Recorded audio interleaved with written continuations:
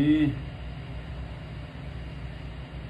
sabe que a Covid aí maltratou o apóstolo, né? Mas Deus nos mantém, Deus nos sustenta, né?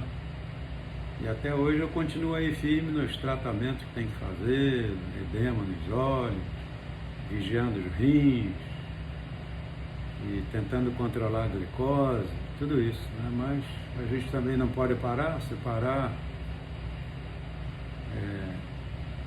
entra a frustração, né? Então a gente tem que continuar. Ontem eu estava em Cabo Frio, supervisionando nossas igrejas, minha filha foi ministrar também por lá, e foi muito bom. Eu tenho andado muito feliz com a minha filha caçula, Larissa. Ela é uma menina de Deus, e agora ela resolveu estudar na América, no mesmo seminário que estudou a Ana Paula Valadão e a Carijob e tantas outras. E Deus abriu uma oportunidade. Ela vendeu o carrinho dela para pagar pelo menos a metade, e a outra metade vai ser pela fé. Então, nós estamos aí nessa expectativa. Ela viaja agora no final do ano. Eu tenho um casal de discípulos muito querido que está na igreja do Diante do Trono, que é o pastor Leonardo e a pastora Renata, então estão nos ajudando também ver se conseguem uma bolsa de estudo. Enfim. Mas a minha filha tem recebido uma unção especial de Deus aí para pregar, e isso é a alegria do coração do pai, é isso, né? Ver que os filhos estão na mesma pegada e seguindo em frente. Ela foi pregar lá sobre o legado. Então foi muito bom. Tá todo mundo me ouvindo aí? Amém, glória a Deus. Eu quero compartilhar uma palavra que eu sei que a princípio vai... Se bem que todos vocês são pastores de ponta, né? Essa mensagem, ela vai exigir um pouquinho da atenção de vocês no início, porque vai ser uma primeira parte e uma segunda parte, assim eu espero. Então vai exigir um pouquinho. Se de repente você quiser pegar aí um bloco de anotações para você anotar pelo menos a direção para você depois pesquisar, vai ser muito importante para você. É um paralelo que eu fiz entre a situação da igreja hoje, porque na verdade nós estamos edificando, né? Debaixo da direção do Espírito Santo, nós estamos edificando essa igreja cujo livro do Apocalipse diz que ela já se preparou, ela já se ataviou. Então, nossa tarefa, além do crescimento, da multiplicação com qualidade, é preparar essa igreja que vai estar pronta para o dia do encontro, do casamento. A Bíblia começa com o casamento e ela termina com o casamento também. Então, essa é a nossa, a meu ver, é a nossa maior tarefa. E dentro dessa tarefa há aquela necessidade de nós sabermos como construir, né? Por onde começar, o que fazer, quais as estratégias a serem usadas, e isso depende da nossa comunicação com Deus. Na verdade, a Bíblia diz que Jesus não fazia nada sem antes ver o Pai fazer primeiro. Então tem a ver essas diretrizes vindas do céu, né? Tem a ver com a nossa comunicação com Deus. E aí isso nos remete àquilo que vocês já sabem, que é a tecla que a gente sempre bate, que é a comunhão com Deus, que é a oração, que é a intercessão, que é andar com Jesus, né? Então a gente vê esses primeiros sinais desse desejo de comunicação com Deus na figura do altar. Na verdade, o altar era o lugar que os patriarcas, né, se bem que tem a história do Gênesis, que o próprio Deus vinha e comunicava com Adão, é uma história que a gente conhece muito bem. E depois também tem a questão do altar, que já é na existência dos patriarcas, né? O altar era o lugar de comunicação com Deus. Havia ocasiões que o próprio Deus tomava a iniciativa, né, quando chamava o Abraão, e também tem quando Abraão tomava a iniciativa de falar com Deus. Aliás, ocorreram momentos que o Abraão falava no altar, pedia direção a Deus, e levava um tempo até que Deus tomava a decisão de responder, mas a comunicação era toda no altar, de uma forma bem embrionária, né? Estava no começo porque Deus tinha um alvo, tinha um objetivo. E esse altar ele foi passando por um processo de metamorfose, né? O altar, mais para frente, se torna a tenda do tabernáculo, né? Depois se torna o tabernáculo propriamente dito, onde o próprio Deus deu todas as direções do material, os 3 compartimentos, tudo aquilo tinha uma trajetória, tinha um objetivo para chegar em algum lugar. Depois desse detalhe do tabernáculo, com aqueles detalhes da Arca da Aliança e tudo, a gente vê um progresso que é a construção do templo, né, que foi destruído em algumas ocasiões e reconstruído também, né? Mas onde será que Deus queria chegar usando esse processo de metamorfose? Na verdade, a arca viva que andou entre nós foi o próprio Senhor Jesus. Então, tudo apontava para a vinda de Jesus ao mundo, que era o próprio Deus andando em nosso meio, né? Como diz lá no Novo Testamento, o Verbo se fez carne e habitou entre nós. E vimos a sua glória como a glória do unigênito do Pai. Será que hoje a gente não tem essa necessidade, uma vez que a gente vê tantas coisas que vão na contramão do que Deus quer para a sua noiva? Será que não seria hoje importante a gente trabalhar nessa expectativa de que Deus quer andar conosco? Será que Ele pode andar conosco? Será que Ele ainda quer andar conosco, andar no nosso meio? Então, esse processo aí que eu estou procurando resumir, da metamorfose, da vinda de Jesus, e Ele pega e passa essa responsabilidade para nós, para a igreja, né? E Ele chega a dizer: aquele que crê em mim farão as obras que eu faço e farão ainda maiores, porque eu vou para o Pai. Então já era o momento que Ele havia preparado os 12, né? E batido muito na tecla do caráter, da vida com Deus, né? De uma vida santa, íntegra, reta. Então, tudo isso. E a responsabilidade ficou com aqueles 12 homens, né? Um deles se desviou e os 11 viraram o mundo de cabeça para cima, porque até então o mundo estava de cabeça para baixo. E essa responsabilidade ficou na nossa mão. Até hoje já presenciamos através da história muitos avivamentos, onde a glória de Deus se manifestou de uma forma extraordinária. Avivamento Azusa, avivamento no Congo, avivamento no país de Gales, né? Então, tantos lugares, avivamento.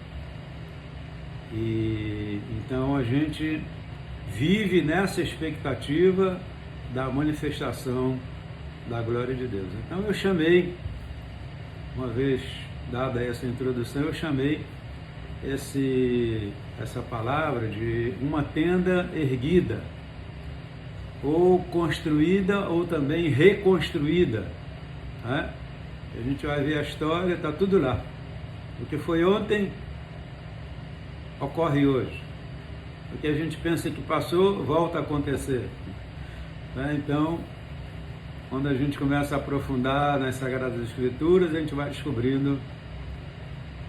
Aí perguntou o apóstolo Ari: Senhor, como ter uma tenda erguida? Quais os sinais de uma tenda erguida? Fazendo menção lá daquela tenda do tabernáculo que vocês já conhecem muito bem, né?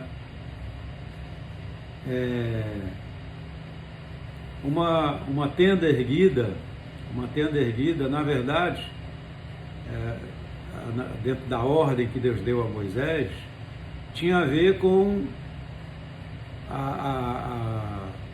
os encontros com Deus, né? Os encontros com Deus, a intercessão que pode influenciar em muito o crescimento e a multiplicação da igreja, e também o fato de nós nos movimentarmos como Jesus se movimentava, né? Jesus passa a madrugada inteira orando e de manhãzinha cedo ele vai em busca dos 12. Certamente o Pai deve ter dado a lista dos 12 nomes para ele. Então Jesus fazia tudo coordenado pelo céu. O céu governa, o céu reina, não é verdade? Então, esse é o primeiro ponto aqui. A tenda tem a ver com aquele contato do sacerdote lá no Santíssimo Lugar, onde Deus disse: ali debaixo das asas dos querubins eu ali virei, eu ali te falarei. Então havia uma grande necessidade de realmente saber os detalhes da obra, do que fazer, como resolver os problemas, as questões, os dramas, né? As rebeliões, as necessidades. Ainda hoje a gente tem tantas situações na igreja que precisamos resolver. Então, isso é uma característica lá dessa convivência de Moisés, né? Dentro dessa perspectiva aí do trabalho dele na tenda da congregação. Então, quais as consequências para uma igreja local? Fazendo novamente uma comparação lá do Velho Testamento com o Novo Testamento. Então, em Números 14, versículo 10, nós encontramos lá uma palavra muito legal que diz assim: apesar disso, toda a congregação disse que os apedrejassem, porém a glória do Senhor apareceu na tenda da congregação. Então aqui nós vemos um momento de crise, um momento de muita aflição para o coração de Moisés. O povo estava insatisfeito, o povo estava chateado, o povo estava revoltado, e o povo pensou até em apedrejar, matar, assassinar, extinguir, acabar com a sua liderança daquela época. Isso aqui é forte, hein? Não é? Não diz aqui a Bíblia que a glória apareceu na tenda da congregação. Com que objetivo? Certamente, sem dúvida nenhuma, para resolver não só o problema, mas também como ensinar Moisés como resolver esses problemas de rebelião no meio do povo de Deus, porque isso acontece até hoje.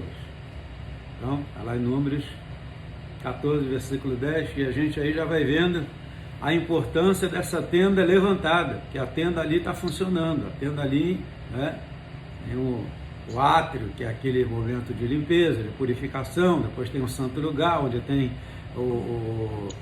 as lâmpadas, e depois tem o terceiro lugar, né, nos remetendo também à nossa estrutura física, que é corpo, alma, espírito. Então, nós também somos um tabernáculo andando aqui na terra, né?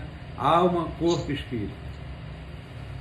Em outra referência bíblica, que está lá em 2 Samuel, capítulo 7, versículo 2, diz assim: disse o rei ao profeta Natã: olha, eu moro em casa de cedro, e a arca de Deus se acha numa tenda. Então aqui havia um desejo, né? uma vontade, né? Um clamor no coração, porque ele morava numa casa bonita e a arca, o Senhor morava numa tenda. Então aqui nós vemos uma necessidade de fazer algo, né? Então está dentro daquela característica, daquela metamorfose que eu falei aí na introdução. Em 1 Crônicas, capítulo 17, versículo 5, diz assim: porque em casa nenhuma habitei. Olha o que Deus está dizendo aqui. Porque em casa nenhuma habitei, desde o dia que fiz subir Israel até o dia de hoje, mas tenho andado de tenda em tenda, de tabernáculo em tabernáculo. Então, dentro daquela introdução, nós estamos vendo aí a metamorfose, né, que acabou terminando na presença de Deus, através da vida de Jesus aqui. Ele tabernaculou com os homens, né? Mas não se esqueça que nós estamos aí ainda nessa preparação da tenda, e tenho certeza que vocês vão gostar muito. Outra referência bíblica que você pode também, se quiser anotar, em Números 14, 10, em 2 Samuel capítulo 7, versículo 2, em 1 Crônicas 17, versículo 5, em Isaías 54, versículo 2, que é uma passagem muito forte que vai nos ajudar a entender com mais profundidade sobre esse tema, Jeremias 4, 20 e Jeremias 30, de 18 até o versículo 20. Então, dentro dessa perspectiva, de que a gente possa aprender nessa tenda erguida, nessa tenda levantada, Isaías, olhando para o futuro, ele faz uma declaração profética e muito importante. Alarga o espaço da sua tenda. Isso é uma palavra de expansão dentro da visão do tabernáculo. Interessante, né? Alarga o espaço da tua tenda, expansão, crescimento, avanço. Estenda-se. Agora tudo para a direita. Estenda-se o todo da tua habitação. Só um minutinho. Cristina, seu áudio está aberto. Perdão, pastor. Estenda-se o todo da sua habitação. Depois dessa vírgula tem uma expressão importante que é sobre a atuação do Espírito Santo. Não o impeças. Esse o tem a ver com a majestosa presença do Espírito Santo em nós. Ou seja, a nossa vida deve andar de tal forma que nossas atitudes não sejam um empecilho, um obstáculo para o Espírito Santo operar através de nós. Então tem essa frase aí que Isaías usa, que eu gosto muito: não impeças o Espírito Santo. Nossa vida como liderança é para facilitar a operação do Espírito Santo em nós, né? Infelizmente, a gente tem visto tanta coisa triste acontecendo, né? Estamos, na verdade, rodeados de uma nuvem de testemunha, coisas negativas, né, estão ocorrendo aí, não precisa nem citar, né, que a gente já sabe da história, né? Mas por quê?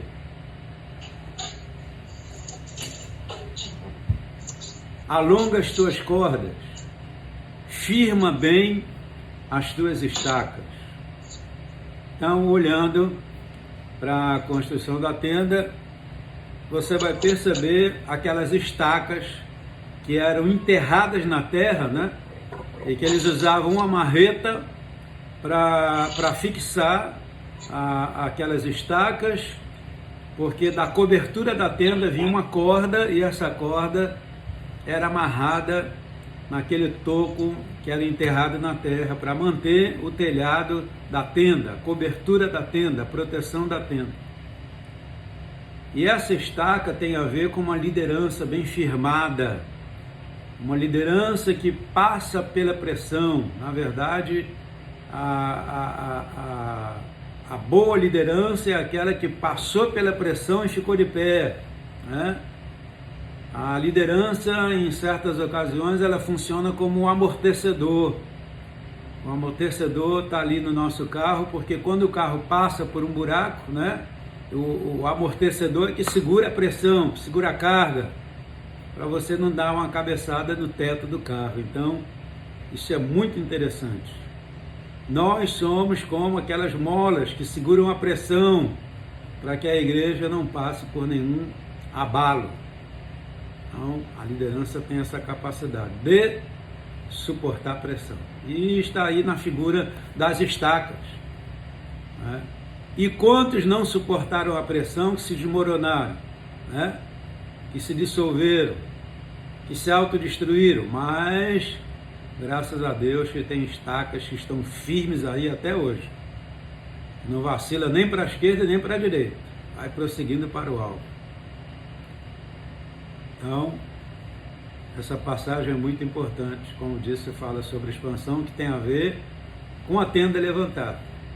Na sequência aí, em Jeremias, capítulo 30, tem outra parte muito interessante que pode combinar, né? Quando vocês forem fazer o estudo, aprofundar, pode te ajudar muito. Olha o que diz aqui. Assim diz o Senhor, eis que restaurarei todas as tendas de Jacó. O que será que Deus está querendo dizer com essa palavra através de Jeremias, que viveu num tempo pré-cativeiro, né? 70 anos de cativeiro? O que Deus está querendo dizer com isso aqui? Né? Então, outro texto profético muito importante, onde Jeremias diz: eis que eu restaurarei a sorte das tendas de Jacó e me compadecerei das suas moradas. A cidade será edificada sobre o seu montão de ruínas, e o palácio será habitado como outrora. Olha o que Deus está dizendo aí. Como outrora, no passado. Sairão deles ações de graça e o júbilo dos que se alegram. Agora veja isso aqui depois desse ponto. Multiplicá-los-ei, poder da multiplicação. Onde? Na tenda restaurada. Que legal, rapaz. Um dos sinais da tenda restaurada, que ela está de pé, é que há expansão e multiplicação. Eita glória! Multiplicá-los-ei e não serão diminuídos. Meu Deus, que coisa tremenda! Hein? Aleluia! Glorificá-los-ei e não serão apoucados. Meu Deus! Seus filhos serão como na antiguidade, e a sua congregação será firmada diante de mim. Lembra da tenda da congregação?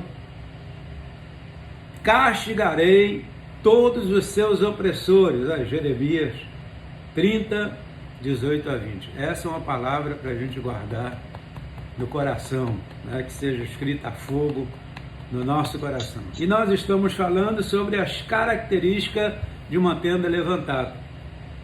Olhando lá para trás, para a tenda de Moisés, nós vamos perceber que em Êxodo 27, Deus dá ordem para ele levantar a tenda.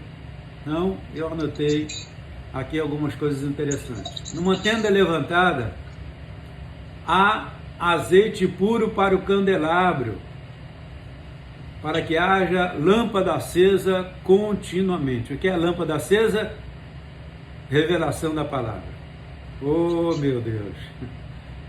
No primeiro livro de Samuel diz que a palavra de Deus era rara naqueles dias e não havia revelação. Por quê? Porque a lâmpada do Senhor estava se apagando nos dias do sacerdote Eli. Oh, pera lá, o que é isso?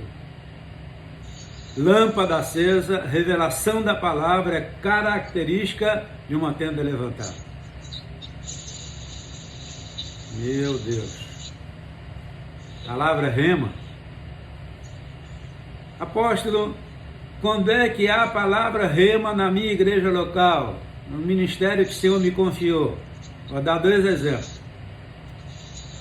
Quando os discípulos estavam naquele barquinho, que Jesus apareceu andando sobre as águas, o Senhor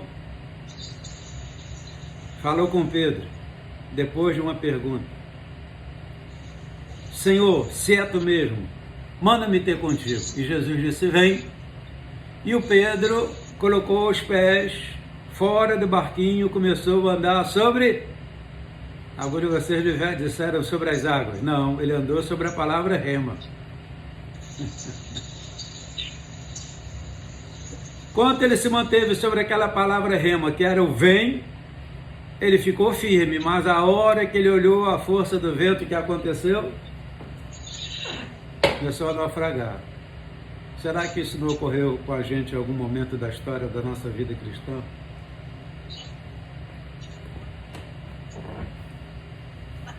Se os outros discípulos quisessem fazer a mesma coisa, certamente iam naufragar, porque a palavra rema foi dada a quem?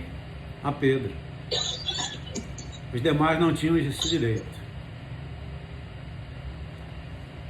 Um exemplo de uma palavra rema coletiva foi quando eles passaram pelo Mar Vermelho. Atravessaram o Mar Vermelho e tudo mais. Logo a seguir vem o exército de Faraó. Só que a palavra rema não foi dada ao exército de Faraó. A palavra rema foi dada ao povo de Deus. Consequência, o povo de Deus atravessou. Quando o exército de Faraó quis entrar na mesma onda, sucumbiram. Porque a palavra rema não era para eles.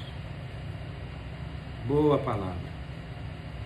Há ocasiões que Deus dá uma palavra rema para uma liderança, para um pastor, para um apóstolo, para um mestre, para um evangelista, e há ocasiões que Deus dá uma palavra rema para toda a igreja.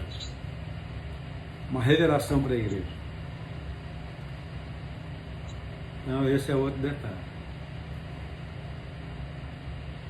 O que mais que acontece quando a tenda é levantada? Lá no livro do Êxodo, ainda capítulo 28, versículo 43, que diz assim: quando entrarem na tenda da congregação, há uma necessidade de se lavarem com água. Então a água tem a ver com lavagem, a água tem a ver com purificação, e não tinha como se chegar no Santíssimo Lugar sem antes se lavar. Ou seja, a purificação, a consagração pessoal, a vida com Deus, purificação, regeneração, consagração pessoal coletiva. A igreja entendeu que o plano de Deus é levantar uma igreja gloriosa, sem mancha e sem mácula. Esse também é um outro sinal de que a tenda está sendo levantada. E nós temos outras figuras também, né? Em Êxodo 29, versículo 29 e 30, que tem a ver com as vestes de Arão, né? Que elas eram passadas para os filhos, né? Aí tem a ver com as novas gerações, caminhando na mesma pegada. Tem a ver também com a consagração da tenda da congregação, está lá em Êxodo 29, né? E diz a palavra que Deus mesmo prometeu: habitarei no meio dos filhos de Israel e serei o seu Deus. Saberão que eu sou o Senhor seu Deus, que os tirou da terra do Egito para habitar no meio deles. Eu sou o Senhor seu Deus. Como que Deus querendo que aquela bandeira fosse levantada até os últimos dias. A consagração total da família ao ministério. Passando para um outro degrau aqui, né? Ainda dentro dessa perspectiva aí da tenda levantada, qual a importância da tenda para Moisés? Qual a importância da tenda? Então, já falamos sobre isso. Em Êxodo 33, 7, ora, Moisés costumava tomar a tenda e armá-la para si, fora, bem longe do arraial. Ele chamava a tenda da congregação. E todo aquele que buscava o Senhor saía à tenda da congregação que estava fora do arraial. Então aqui tem outro detalhe importante, que Moisés saía, né? E ele ia no lugar separado, lugar distante. Quando ele se levantava, o povo todo se levantava e o povo ficava naquela expectativa das notícias que Deus traria, ou melhor, que Deus colocaria no coração de Moisés, que Moisés agora traria para o povo. Nesse caso a gente vê a figura de Josué, que seguia ali no rastro de Moisés, né? E em certas ocasiões Moisés descia do monte e Josué ficava lá no monte, como que querendo ouvir o que Deus tinha a dizer. E talvez seja essa a razão pela qual Josué deu continuidade e não Arão, embora fosse irmão de Moisés. Então aqui nós vemos uma coisa muito interessante, né? Porque fora do arraial, né, era um lugar especial, era um lugar de intimidade. Então, espero que até aí você esteja entendendo. Ainda sobre os detalhes da tenda levantada. Ora, quando Moisés saía para a tenda fora, todo o povo se erguia. Olha que coisa tremenda. Então, era uma questão assim, muito forte aí, né? O povo se levantava. Ok, meu líder está se movendo, precisamos nos mover também, né? A liderança é aquele referencial e aquele modelo, né? O pastor vai na frente com o seu cajado, não é verdade? Então, veja que o povo se movia à medida que a liderança se movia. Quando Moisés saía para a tenda fora, todo o povo se erguia, cada um em pé à sua porta. Uma vez dentro Moisés da tenda, descia a coluna de nuvem e punha-se à ponta da tenda, e o Senhor falava com Moisés. Aqui é a questão, né? Será que Deus está falando comigo mesmo? Será que eu estou transmitindo aquilo que Deus tem falado ao meu coração? Meu Deus, eu acredito que isso era muito importante para aquele povo, né? Então aqui nós vemos uma liderança exemplo, uma liderança referencial, uma liderança modelo. Todo o povo via a coluna de nuvem descendo sobre a tenda. Meu Deus, isso é um dos sinais. Deus se movendo, sinais, maravilhas, profecia, milagres, o sobrenatural se movendo sobre uma igreja local. Gente, é isso que eu preciso, é isso que nós precisamos. E lá no Êxodo 33 diz: falava o Senhor a Moisés face a face, como qualquer fala ao seu amigo. Será que nós somos amigos de Deus, a ponto de ouvirmos a voz de Deus claramente?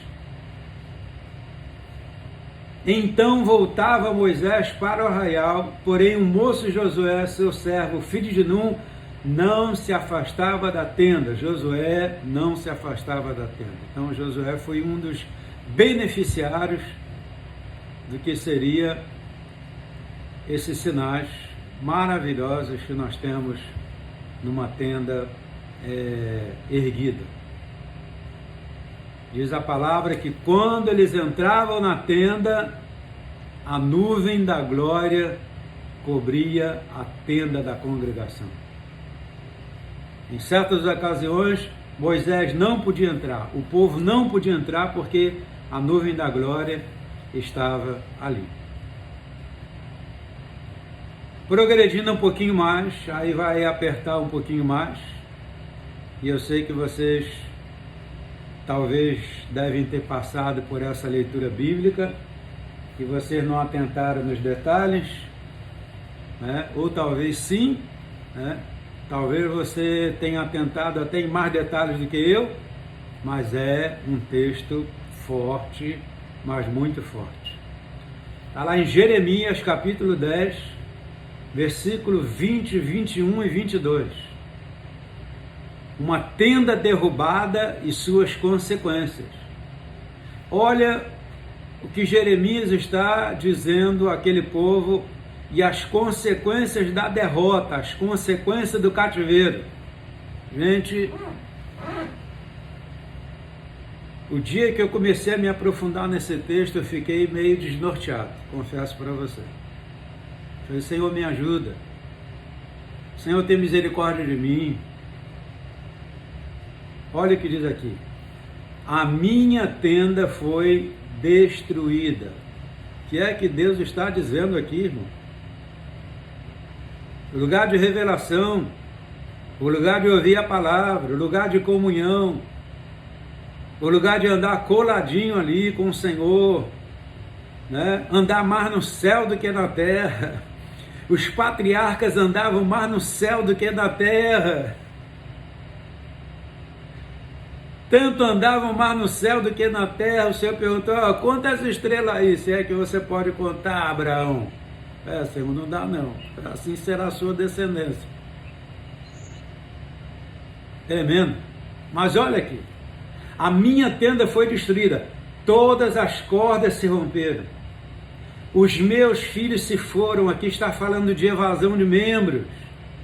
Já não existem. Ponto e vírgula. Ninguém há que levante a minha tenda e lhe erga as lonas. Porque os pastores se tornaram estúpidos e não buscaram o Senhor. Rapaz, o dia que eu falei: como é que é o negócio aqui? Como é que é? Então eu sou um estúpido mesmo, que a minha vida de oração está mal. Então eu sou um estúpido. Ninguém há que levante a minha tenda e lhe erga as lonas, porque os pastores se tornaram estúpidos e não buscaram o Senhor. Por isso não prosperaram, e todos os seus rebanhos se acham dispersos. Eis aí o rumor. Eis que vem grande tumulto na terra do norte para fazer das cidades de Judá uma assolação e morada de chacais. Jeremias 10, versículo 20 e 21. Irmãos, queridos pastores,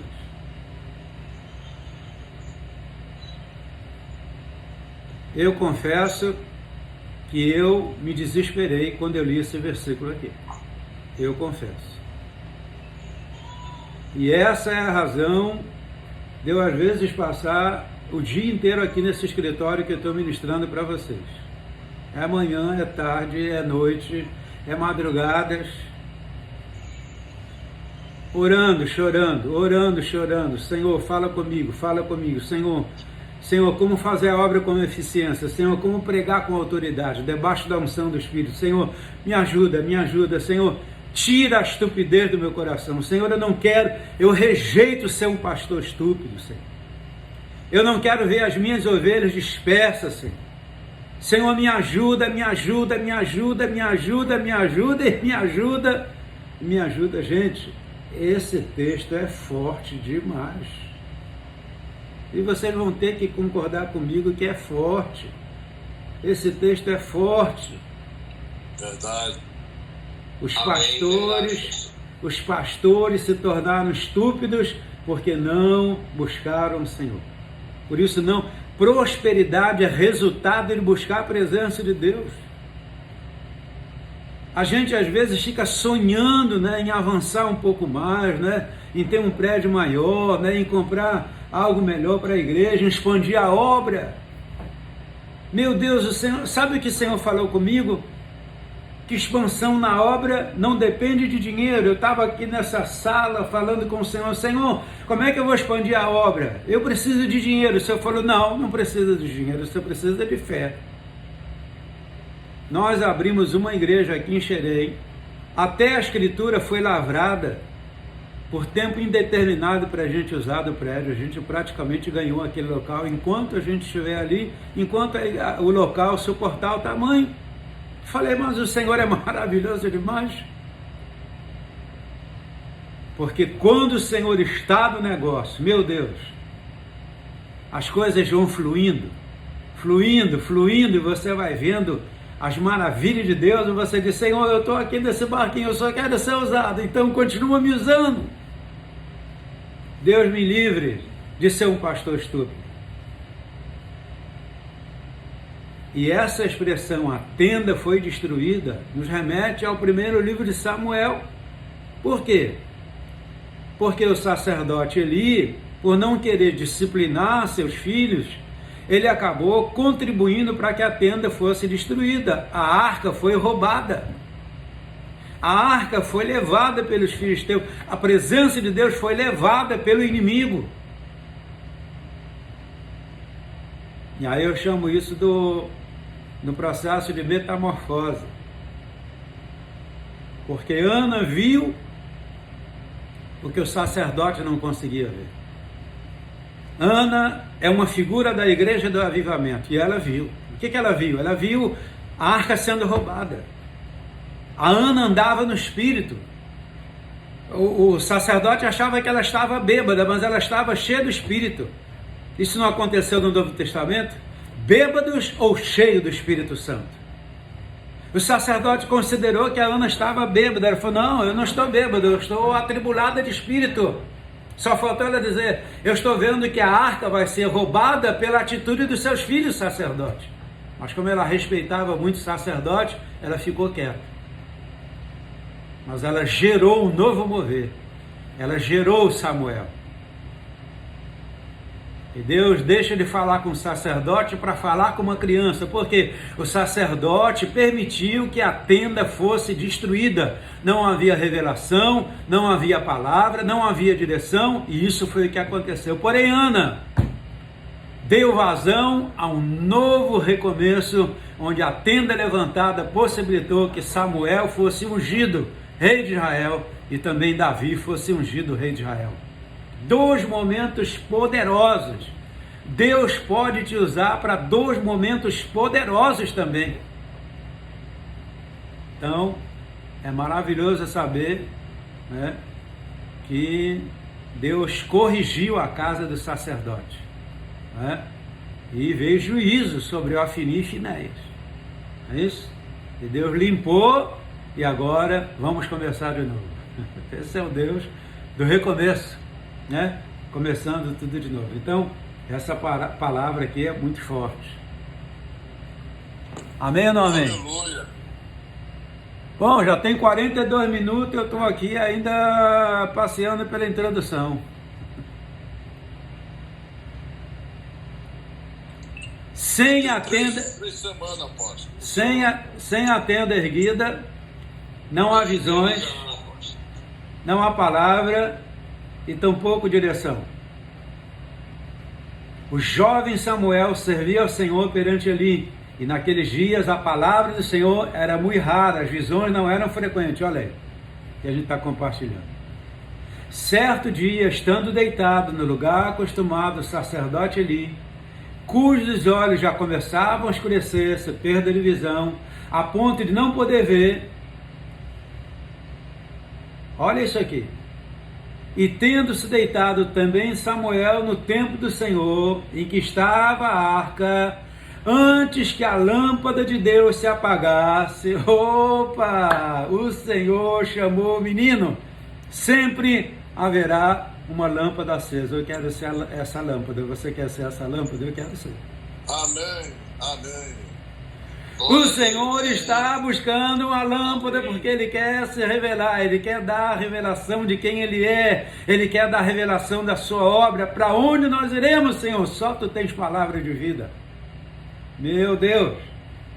Você vê que ali na hora, né, na hora que a lâmpada estava quase se apagando, o Senhor diz: opa, vamos recomeçar isso aí. Deus de recomeço. O Senhor chamou o menino, Samuel, Samuel, e este respondeu: eis-me aqui, Senhor. Um detalhe aí é que Deus chamou 3 vezes, né? Quando Deus chama 3 vezes, é que Deus tem pressa. É a voz do Pai, é a voz do Filho, é a voz do Espírito Santo. Terra, terra, terra, ouve a voz do Senhor teu Deus, pois a terra vai cambaleando como bêbada. Lá em Atos capítulo 10, o Senhor falou com Pedro 3 vezes, né? Pedro, mata e come. Pedro, mata e come. Pedro, mata e come. Como ele não quis comer a visão voltou para o céu. A visão sempre vai voltar para o céu, enquanto uma igreja aqui na terra não quiser comer a visão. Mas a hora que uma igreja quiser comer a visão, nós vamos nos alimentar por ela e vamos seguir em frente por ela, por essa visão. Ei, glória. Aleluia. Amém. Então você vê que antes que a lâmpada se apagasse, está lá em 1 Samuel capítulo 3, versículo 1, 2, 3 e 4. Né? Então, Vamos ficando por aqui. Ainda tem o período aí de oração e eu preciso andar também, que meu pé já está começando a formigar. Aí eu tenho que andar, todo dia de manhã eu tenho que fazer um exercício para a glicose chegar, infelizmente.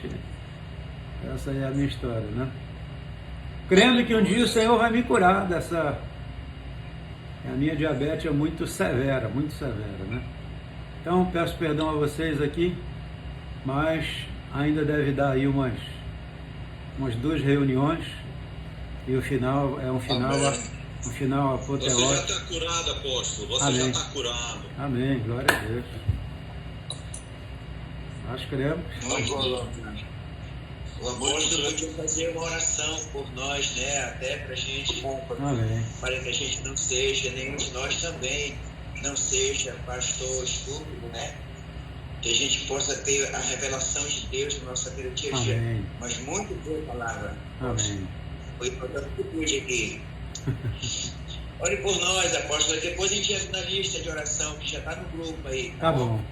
Então, obrigado aí Amém. por essa oportunidade de estar com vocês, né?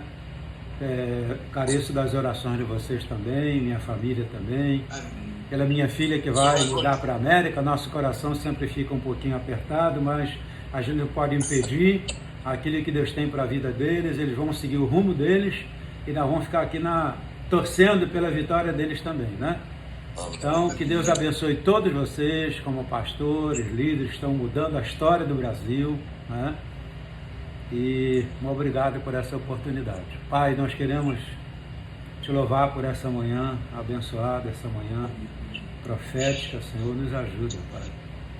Senhor, nos ajuda. Tua palavra está cheia de revelações, tua palavra é rica. Tua palavra nos instrui, Tua palavra nos edifica, Tua palavra nos coloca no rumo. E é isso que nós queremos. Aleluia. Às vezes, ó Deus, nos precipitamos e fazemos a coisa que dá da nossa cabeça sem ter aquela preocupação que havia no coração do Senhor Jesus. Ele não fazia nada sem antes ver o Pai fazer primeiro. E é isso que nós queremos. Porque se nós fizermos como o Pai vai nos orientar, está nos orientando, nós teremos sempre êxito, nós teremos sempre sucesso e seremos sempre bem-sucedidos na nossa caminhada aqui na terra. Senhor, que a unção da multiplicação continue sobre nós, multiplicação de qualidade, que a gente possa, Senhor, preparar as futuras gerações, que nossos filhos, ó Deus, voem muito mais alto do que a gente tem voado, porque nossos filhos foram criados, Senhor, no ninho das águias, que assim seja. Obrigado pela vida dos pastores e pastoras, obrigado pela vida de cada irmão que está aqui ligado, sintonizado nessa mensagem de como manter a tenda erguida, lugar de revelação, lugar de encontro, lugar de visão de Deus, lugar onde a gente ouve Deus face a face. Senhor, nós queremos ouvir a Tua voz face a face, fala conosco. Senhor, nós não nos permitimos errar e nem falhar e nem cambalear, Senhor. No nome de Jesus, derrama autoridade sobre nós, Pai. Nós estamos numa batalha contra principados e potestades, Senhor. Por isso, reveste-nos de autoridade, Senhor. Senhor, nós vemos nos dias de Davi, Senhor, ele diz: Golias, tu vens contra nós com espadas e paus, mas nós vamos contra ti em nome do Senhor dos Exércitos. E foi em nome do Senhor que ele derrubou aqueles gigantes, Senhor, e nós queremos derrubar todo tipo de gigante que se levantar contra a gente. Nós vamos derrubá-los em nome do Senhor dos Exércitos. Que o Senhor vos abençoe, que o Senhor vos guarde, que o Senhor faça resplandecer sobre vós o seu rosto e tenha misericórdia de vós, e que as doces consolações do Espírito Santo sejam sobre a vida de todos vós. É a nossa oração em nome de Jesus. Amém, amém, amém. Amém. Tchau, pessoal. Amém. Deus abençoe vocês. Tchau, um grande abraço. O senhor vai dar continuidade na próxima semana e na outra. Tá bom, tá bom. Muito tremenda essa palavra aí, pessoal. Ok. Muito edificante, que bênção. Tá bom. Tchau, pessoal. Um abraço. Um abraço. Muito bom.